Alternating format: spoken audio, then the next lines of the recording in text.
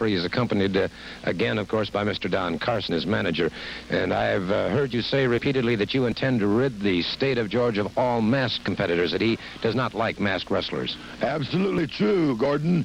If a man has to stoop so low to cover his face, to go out in front of the public, then there's got to be something wrong.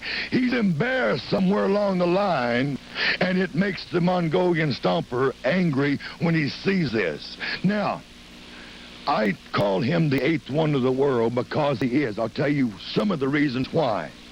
He can do more push-ups than any other man on the face of the earth.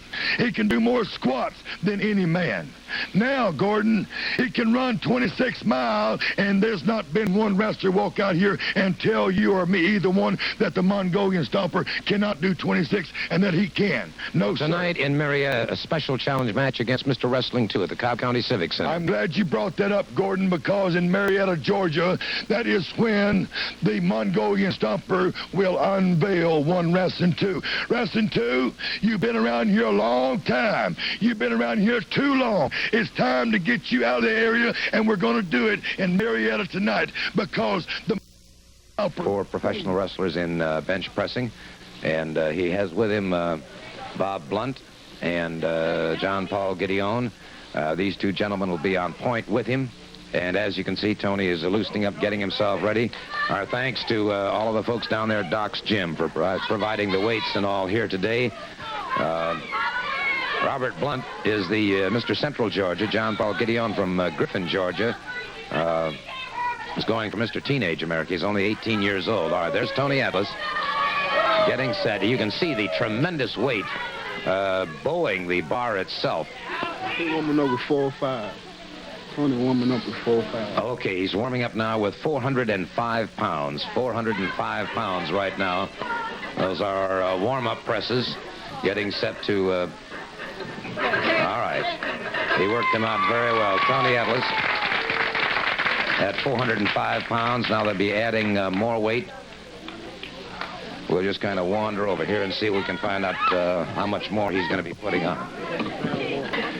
You're going to go 505. Okay, he's going to go 505 pounds, and they're putting it on now.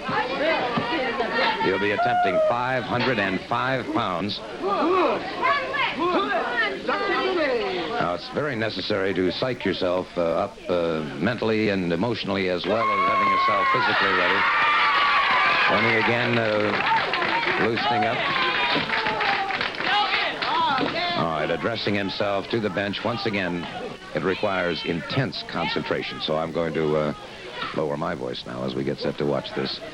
All right, let's stand by. All right, watch it. It's 2-point men now. All right. Let's have as much quiet as possible, please. Let's have it as quiet as we can. Let's watch him now very carefully. All right, he's going to try it. Psyching himself on that bench. All right. Conversation going on between the point man. The point man is very important when somebody attempts... All right, he's got it up. 505 once. He's trying a second time. He's made it. Those elbows locked, and he did it. 505 pounds and two reps. Gordon, I decided to do it twice because I disappointed the people last time because they're good for nothing Mongolian Stomper. So I decided to do 505 twice to make up for not doing it last week. Well, and he made up for it. In fact, I'll tell you the truth. 505 pounds, 2 repetitions on that. So Tony Atlas. And again, our thanks to Robert Blunt and John Paul Gideon and Doc's Gym for all of their help and cooperation. We have a match ready to go now, so let's... His name on top of the list, right there. That's the man that should be the national TV title right now. I'll tell you what. Let me call Steve O in. He is standing on the sidelines here. Just let me have a word with Steve about this. Obviously, they have a point. This man's a national heavyweight champion. Well, you know, Gordon, I listened to him on the monitor, and I've seen him wrestle before, if you can call it wrestling. The man definitely is one of the top contenders in the NWA. And Mr. Carson, you are right. If he is so good, he does deserve a shot. And Gordon, if he wants a title shot, I'll sign a title shot. next week in the Omni, tomorrow. How about even on the program today? Hey, why don't you go ahead? You're a fine fella. Hey, listen. No. Hey, finally we've got an American with a little bit of guts. Hey, I'm telling you, that's something really, that's good. We'll talk to you in the ring right there. Is that all right with you? Very good. We don't need a time. We don't need a sign and everything. Just leave right there. All right. It's fine with me, Gordon. That's It's fine with me. gentleman right there, Gordon. All right, thank you. I don't want nobody to knock him, and we're next on the list. Okay, gentlemen, well, I'll tell you what. We'll see what... See there, Gordon? Yeah, I see what you're talking about. Well, let me just check and see if we're going to have... Lifting weights is kind of easy for me because it's something I did all my life. And the weights, regardless of how many times I lift 500 pounds, remember my main man Robert getting in the gym and a lot of other the wrestlers come down, 500 pounds, still 500 pounds.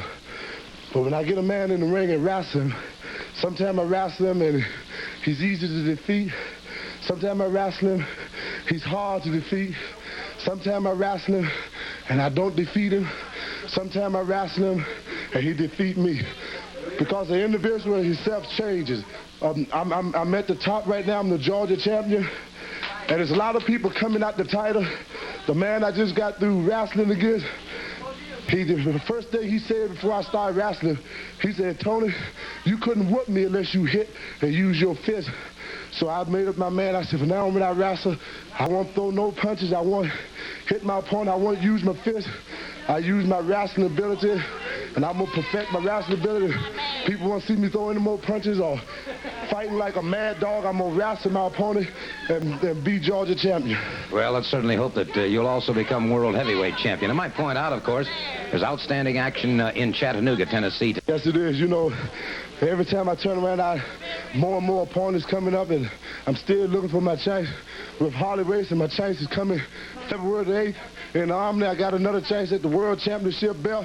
And Harley Race, that don't go for you, brother. I ain't hitting nobody else, but I'm going to try to knock your eyeballs out. So you bring yourself on to the Omni February the 8th. All 15-minute time limit. Introducing first the challenger from Outer Mongolia, weighing in at 270 pounds, the national heavyweight champion, the Mongolian Stomper. The Stomper is accompanied by his manager, Don Carson. His opponent from Edina, Minnesota, weighing in at 230 pounds, the national TV champion, Steve O. Your referee is Nick Patrick.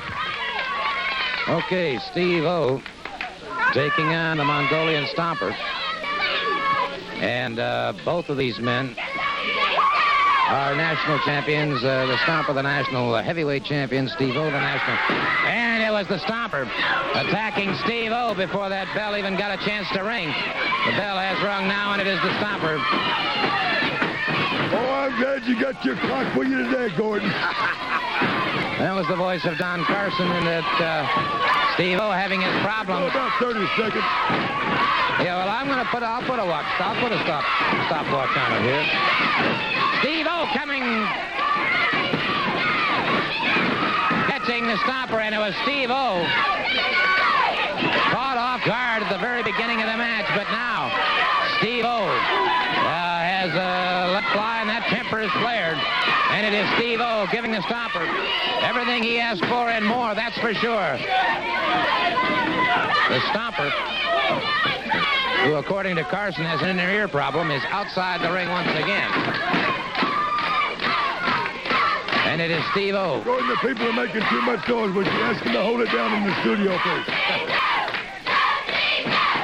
You can hear that chant being picked up. Go, Steve, go. The Stomper catches him in the midsection. The National Television Championship on the line. Steve O defending it against the Mongolian Stomper. I didn't figure the kid could last very long. Just a minute, 18, 19, 20 seconds. Yeah, he's gone. This is it, Gordon. Well, again, the voice of Don Carson. Tell the man, the champion, the national TV champion, what's he going to be now? He's going to have to just get off in the woods somewhere. Indeed, Don Carson offering more and more comments here. Steve O on the canvas. All right, they're going into...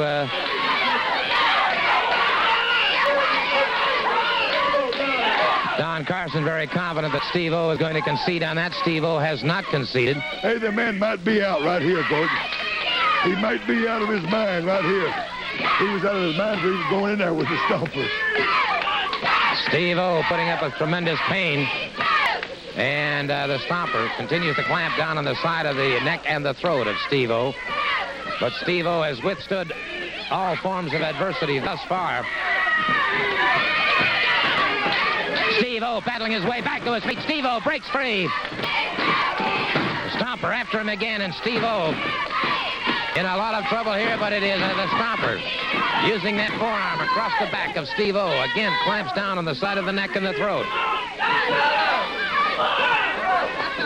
And Steve-O, again, facing tremendous adversity. Pain coursing through his body.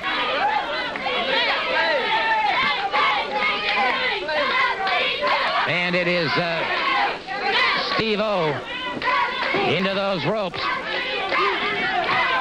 Outside the ropes, and Steve-O battling. What's the power, man? What's the power? He's holding on. Outside the ring now, and once again, Steve-O back inside the ring. And Steve-O continues to battle here. The National Television Championship at stake, and it is the Stomper catching him a boot to the midsection. And Steve-O back to his feet once again. The Stomper clutches him coming off the rope. Steve-O from Medina, Minnesota on the canvas. He got a near fall for the Mongolian Stomper. And Steve-O battling with everything he's got, facing Mongolian Stomper. This has to be the toughest match of Steve's career thus far. The Stomper after him. Steve-O rolling, twisting, turning, moving away. And now Steve-O exploding on the Stomper. Steve-O has the Stomper in trouble. Steve-O has the Stomper in trouble. It is Steve-O, the television champion, using that elbow very effectively. Steve-O moves against the champion once again. A snapmare has the Stomper to the canvas. Steve-O drives a knee into the chest of the Mongolian Stomper. A count of two, and Steve-O a near fall on a Stomper. Steve-O a forearm across the back, another forearm. Steve-O closing in on the Mongolian Stomper. And I might point out right now, it has been over 4 minutes. It has been over 4 minutes. Steve-O driven back. And wait a minute. Carson hooked that ring rope around Steve-O. And trying to battle his way out of there. And the Stomper now has Steve-O caught in those ropes. And the referee is going to have to do... He's calling for the bell. He's calling for the bell. It's the Stomper going for the Shinin no Maki. The Stomper going for the Shinin no Maki, but he has called for the bell. Shinin no Maki. How about that, George? How about that? He's called for the bell, and he's gone over 4 minutes anyway. We've got a problem here. And he is telling Carson he must break that hold immediately.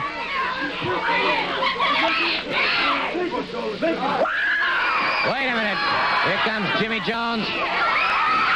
Wait a minute. Wrestling 2 charges the ring. All of them catching the Stomper now. And the Stomper beating a hasty retreat at this time. The Stomper beating a hasty retreat at this time. How about that? He went over 4 minutes. I've got a Swiss Omega, and it's not wrong, my friend. It was well over 4 minutes. And the Mongolian Stomper is disqualified for the outside interference of Don Carson. And, well, I'll tell you what, Freddie, we've seen a lot in Chattanooga. You got a busy schedule. That's right. You know, I watched this Stomper get out here. Last time I was out here, I was supposed to lift 500 pounds, and that fool come out and knock the bench and the weights and everything over top of me, and I had to disappoint all the people by not lifting it last week. But let me tell you something, Stomper. I got you in Chattanooga, brother. Chattanooga, Tennessee. Tears for Tony. Tears for Tennessee. Tears for Terrific. And tears for this terrible tornado that I'm going to drill on that big old Captain Hook nose of yours. That big onion head had did the last dirty deed he gonna do here in Georgia. Chattanooga, Tennessee. I'm gonna whoop you like a drum, boy. Bring your bald head self on.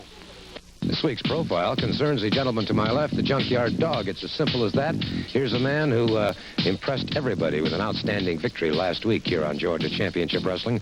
I wonder if you'd be kind enough, however, to sort of give some of the folks who are watching right now a brief biographical sketch of your background in athletics. Well, I'm originally from North Carolina. I played college football at Fayetteville State University, and I left there and I went to play ball with Houston, and I furthered my career up in Green Bay. And then back in the later part of '77, I started professional wrestling. So actually, I've been around about 3.5 years. I went to Germany, I went to Canada, Louisiana. I'm now in Louisiana, Mississippi, and Arkansas. And now I'm pursuing a couple of people out here in Georgia, which I talked to a very dear friend of mine, Ted DeBossi. He told me a lot of things was going on here in Georgia, and he needed a little help, and a couple other guys need some help, so I decided to come down and see what I could do. I wonder we might get some vital statistics on you, too, because you're obviously a very big and very powerful man. I'm 6'3.5", 280 pounds. And all of that is muscle and sinew, I can guarantee you that. You know, we're talking about the situation here in the state of Georgia, and it appears to me that certainly top competitors from all over the world are converging on Atlanta. Yeah, you got all the top contenders out here. You know, you got the Freebirds in here. You got the Stomper and several other guys. But I had a run-in about a year ago, maybe 6 or 8 months ago, actually 9 months ago, with the fabulous Freebirds, they call themselves, which due to the fact that I laid up for 11 weeks with eye problem that they gave me, and they haven't left my mind either. Well, I can certainly understand that. Naturally, you'd like to go for that national championship held by the Mongolian Stomper. The Mongolian Stomper, the Freebirds, holler race, anybody, I'll put my name on the dotted line anytime. I've noticed, too, that you have a rather unusual style. You enjoy using music to come into the ring, and you do a lot to psych out your opponent. That's the thing, that you get my body to move. You know, a lot of big men can't do nothing. You know, they have to stand still, and they can't hardly walk, but I get my blood adrenaline good, and I get to moving around, and like you said, it psychs out that man standing across the ring. He don't know exactly what I'm going to do, and when my blood and stuff get to flow, I get to howling and screaming, and my mind just go all out, and I have to control myself all the time. Every time I think about some of the guys that got running through here, 11 long weeks I laid up with eye problem, couldn't see my wife, couldn't see my kid. There's 3 guys in here that's on the top of that list. Yeah, well, okay, you've heard from him. The Junkyard Dog. I think we're going to be hearing a lot.